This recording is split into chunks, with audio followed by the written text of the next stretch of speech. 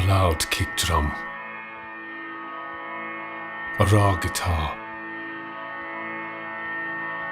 thundering bass, a singer's passionate voice that tears at your soul and swallows it, transforming it into a state of bliss and harmony. This is what I was searching for when I came to America, to understand the deeper truth of what the children take for granted. Independent music.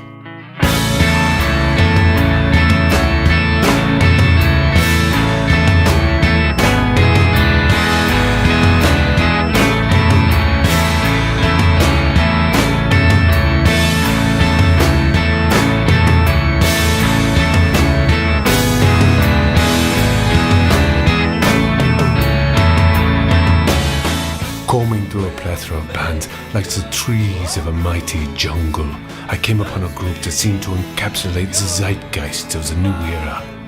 They were called the MOUSTACHE BRAVADO. You know, if I had to put a label on this, I'd say post-punk, pre-prog, indie Ramones with scruff. Post-punk? What the fuck does that even mean?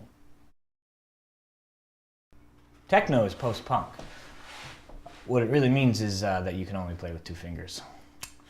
Yeah, musical chops was never a good thing in this band. I sometimes muck around with this on stage, you know?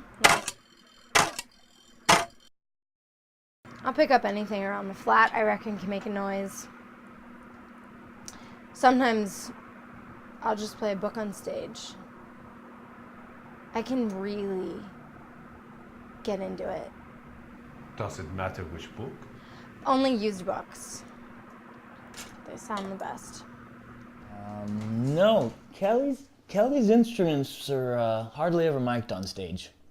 I mean, can you hear them on the record? But you bet your ass there are photos of her with every one of them.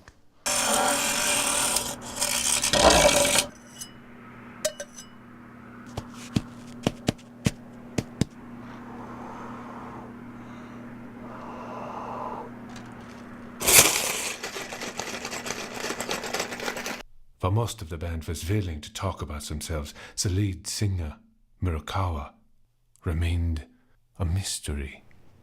At first I thought she didn't speak a word of English, but I just think she hated me. What the fuck? You had the right mix before. Why is it different now than at soundcheck? Fucking take care of this shit, or else I'm not going on tonight.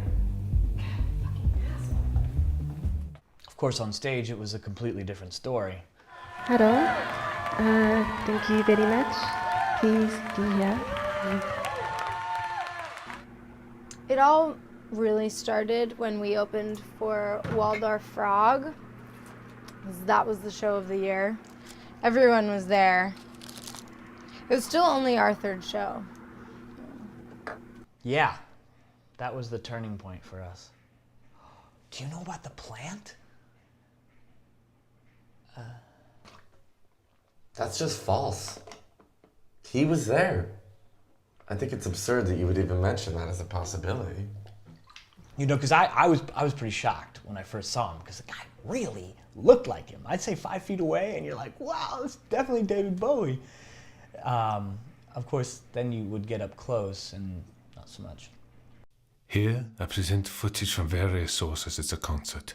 I leave it to you, the audience, to decide if, in fact, it really is the famous David Bowie.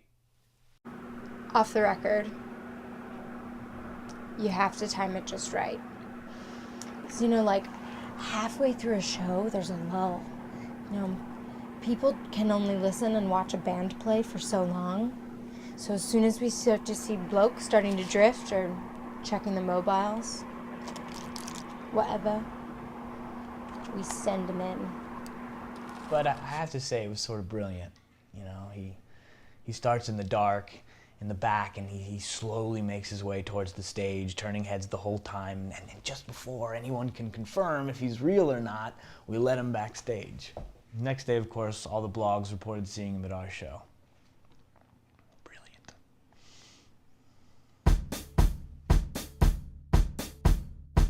After months of promotion and build-up, the Mustache Bravado's album release show had finally arrived.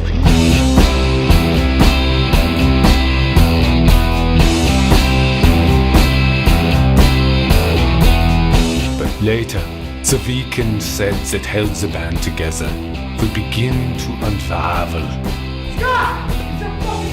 The Mustache Bravado was at a profound crossroads.